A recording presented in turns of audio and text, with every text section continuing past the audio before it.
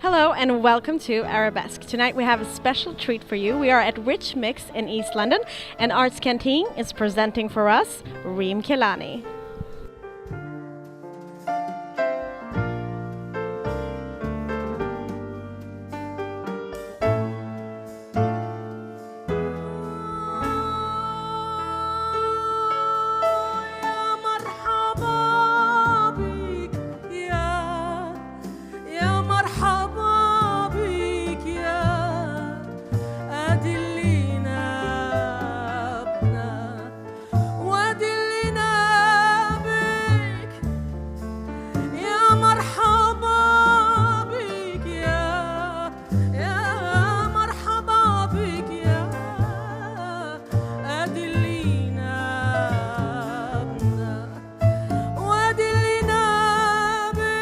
I was born in Manchester of Palestinian parents and brought up as a Palestinian, and then I spent my formative years in Kuwait, and also the last 25 years I came back and lived and still do live in London. Well, I am Palestinian, and it's actually quite encompassing because I think the more proud you are of your own culture, the more international you become. In my book, and the way that I was brought up as a diaspora Palestinian is that the more you know your culture, the more you'll know the culture of the other and respect the other. And I think for many diasporic nations, they all have that in common. It makes you survive everywhere, but there's always that tinge of nostalgia that will never go. I can't lie.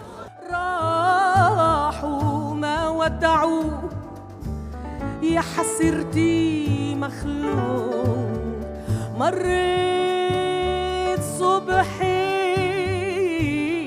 أحيي شجر توتي ما لقيت من يقول لي اليوم فوتي. I was 4 years old and it was shortly after the defeat in 1967, and there was such sadness.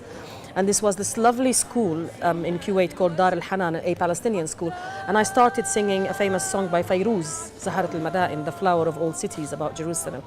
And everybody in the audience, parents, started crying. And what's a 4-year-old child to make out of it? So I just looked at my mother and said, "Mama, they don't like my music." And everybody started laughing. And that for me I'll never forget that moment. And so I've always been a musician. As a Palestinian, you're always brought up, if you've got to get a degree, you've got to do medicine or engineering or science or lawyer. So I did biology. And I worked, after having read biology, I worked in a marine station at Kuwait Institute for Scientific Research, and then as a research assistant for Kuwait University. I never regretted studying biology. I never regret being a researcher because that makes me a very good, it makes me a better researcher of music.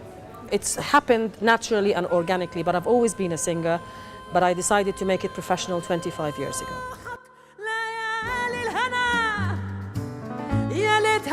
يا ليتها دامت يا بقولوا من شيلوا من طلعة العيوق ما شدي ما شدي ما شدي ما شدي عمرها دامت على ما شدي.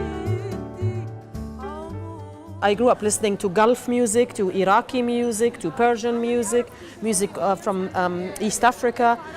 My father played always on the record player classical music. He used to sing Fred Astaire songs, the American Songbook. Again, globalization, there was pop music.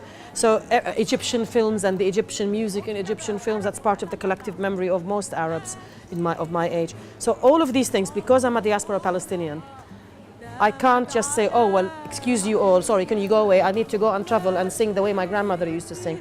What I do is I feel I would like to be, and I hope, inshallah, it happens, the conduit between my grandmother used to sing and where I am now. And this is what I think is important in folk music of all cultures. It cannot be a museum piece. It can still be original, it can still be authentic, but it does not have to be a museum piece. So tonight, everybody in the audience was dancing this song, Samir. It's such an ancient dance that even some Palestinians don't know. And the fact is that everybody could understand because these movements are primal. They're prehistoric, they're primal, they're so universal. And that's why I don't see any problem. Like the pianist is one of the best jazz musicians in the country. It's not just jazz. We involve jazz, blues, Arabic music, traditional Palestinian music.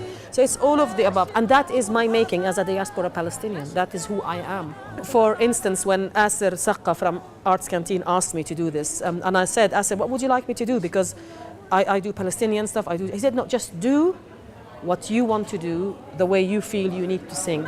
And I think you saw everyone tonight from all cultures, cliché as it sounds, from all backgrounds and cultures. They all sang with us all sorts of Palestinian traditional songs.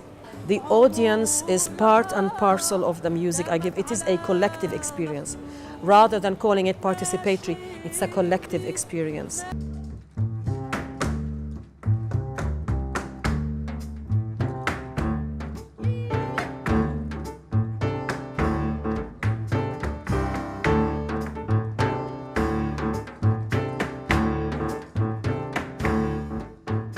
I have been influenced by so many musicians. I can't begin to mention them. Some by their narrative, some by their story, by their life.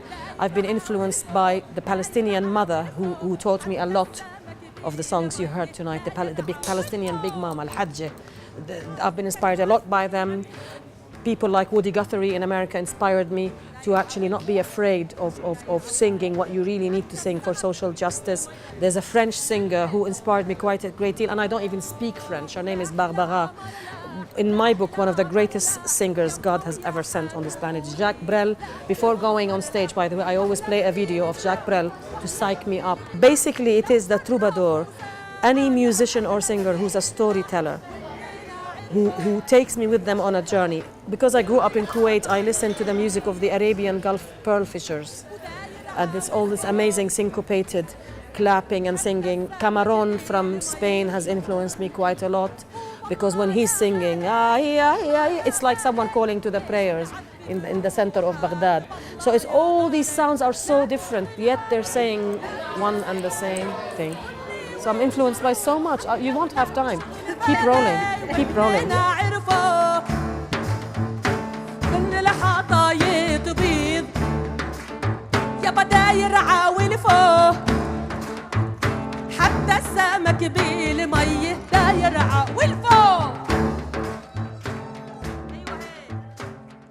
And for me, this is quite important.